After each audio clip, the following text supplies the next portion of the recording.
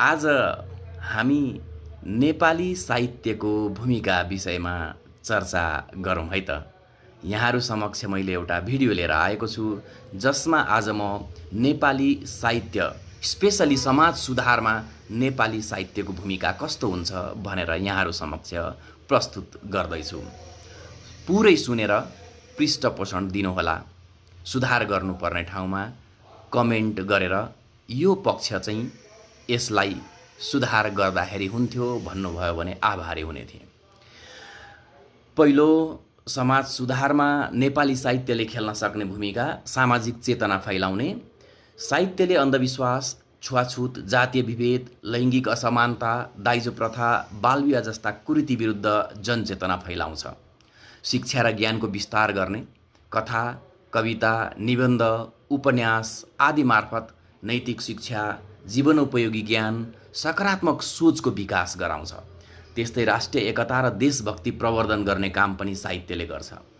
कथा, कविता, उपन्यास आदि मार्फत विभिन्न जाति, भाषा, धर्म र संस्कृति बीच आपसी सद्भाव, सहिष्णुता, राष्ट्रिय एकताको भावना विकास गर्छ। अन्याय र शोषणको विरोध गर्ने, समाजमा हुने अन्याय, भ्रष्टाचार, गरिबी, उत्पीडन र असमानताको विरोध गर्दै न्यायपूर्ण समाज निर्माणको लागि पनि प्रेरणा दिन्छ। नैतिक मूल्य र आदर्शको विकास, सत्य, इमानदारी, परिश्रम, अनुशासन, करुणा, मानवताको महत्त्व सिकाएर असल नागरिक बन्न प्रेरित गर्छ। त्यस्तै सामाजिक विकृतिको चित्रण पनि गर्छ। समाजका समस्या, विकृतिहरूलाई यथार्थ रूपमा प्रस्तुत गरी समाधानतर्फ सोच्न प्रेरित गर्छ। संस्कृति र परम्पराको संरक्षण, नेपाली भाषा, कला, संस्कार, परम्परा, सांस्कृतिक सम्पदाको संरक्षण तथा पुस्तान्तरणमा साहित्यले महत्त्वपूर्ण योगदान पुर्याउँछ भन्ने लाग्छ।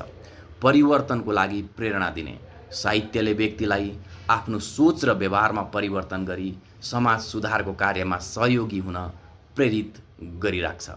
मानवीय संवेदनाको विकास गर्ने, दुःख, पीडित, कमजोर वर्गहरूप्रति सहानुभूति, सहयोग, मानवताको भावना विकास गराउने काम पनि साहित्यले गर्छ।